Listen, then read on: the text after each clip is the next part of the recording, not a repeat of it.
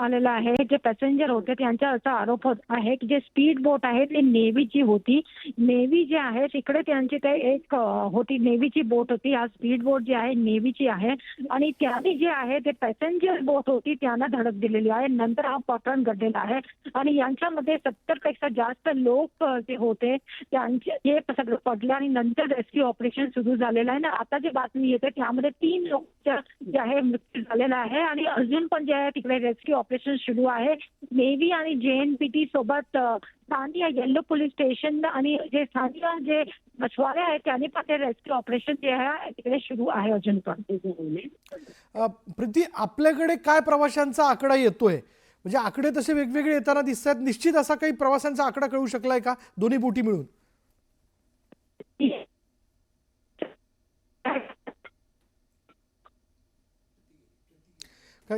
काही कारणास्तव प्रीती सोमपुरा यांचा आवाज आपल्यापर्यंत पोहोचत नाही. पुन्हा एकदा अजितकडे आपण जाऊयात. अजित, ज्या ठिकाणी हा अपघात झाला अजितशी देखील संपर्क करण्याचा आपण प्रयत्न करू, पण यामध्ये 2 बोटींची आपापसात टक्कर झाल्याचं आपण बघतो. एक बोट जी ती वेगानं स्पीड बोट जी ती आली आणि थेट एका प्रवासी बोटीला येऊन धडकल्याचं आपल्याला समजतंय. त्यातनं या जी बोट होती महेश नावाची बोट त्याच्या एकूणच सगळ्या ढाच्याला फार मोठा धक्का बसला आणि त्यातनं प्रवाशांनी ही बोट बुडते की काय या भावनेतनं, म्हणजे त्या बोटीचं नुकसान तर झालं पण ज्या प्रकारे ही धडक बसलेली होती त्यानंतर ही बोट आता बुडते की काय या भावनेतनं काही प्रवाशांनी पाण्यामध्ये उड्या मारल्या आणि ज्यामध्ये आपल्याला असं कळतंय की एका प्रवाशाचा दुर्दैवी मृत्यू झालेला आहे. बचाव कार्य वेगाने सुरू आहे. ज्या ज्या प्रवाशांना काठावरती आणलं जातंय त्यांना त्वरित उपचाराकरता म्हणून जवळच्या रुग्णालयांमध्ये हलवण्यात येतंय. पाणी जे नाकातोंडात गेल्यामुळे देखील प्रवासी घाबरून गेलेले आहेत किंवा छाती पोटामध्ये पाणी भरलेलं आहे अशा प्रवाशांना देखील त्वरित उपचाराकरता म्हणून रुग्णालयामध्ये दाखल करण्यात येत आहे.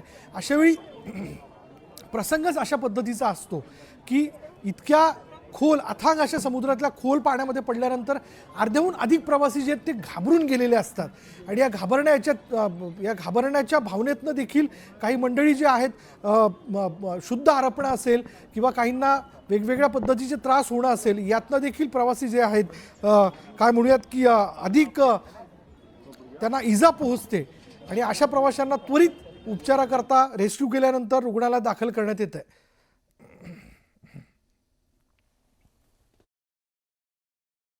जे प्रवासी त्या ठिकाणी किती गेलेत आणि सुरक्षित किती आहेत आणि कोण दुखावले गेले मृत्युमुखी झाले याचा आकडा आज सुद्धा पोलिसांकडे नाहीये, पण मला वाटतं थोड्या वेळात ते मिळेल. पण आज प्राथमिकता अशी आहे की असलेले जिवंत असलेले प्रवासी या ठिकाणी कसे येतील हे बघण्याचं काम आपण केलं पाहिजे. मला वाटतं की MMBनी या ठिकाणी ही दुसरी घटना आपल्याकडे घडते. विनायक मेटेंनी यावेळेला नेलं होतं तेव्हा मी अलिबागला होतो, मी माझी बोट पाठवली आणि त्यावेळेला आपण सगळे चंद्रकांत पाटलांचे जाधव नावाचे PS होते ते पण वाचले.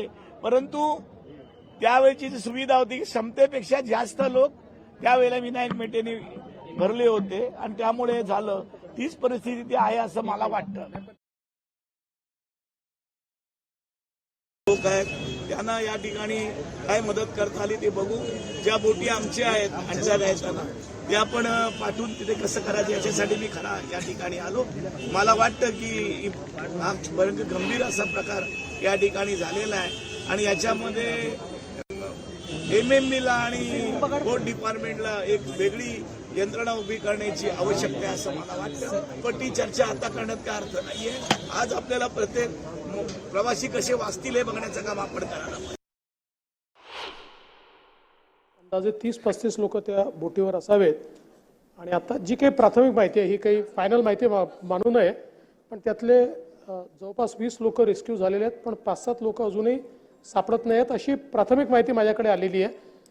जी काही पुढची माहिती माझ्याकडे डिटेल येईल त्यावेळेस मी सभागृहात निवेदन करेन. छोटी बच्ची है, मेरे सास है, मेरा ससुर है और मेरा साला है, मेरा साड़ू भी है.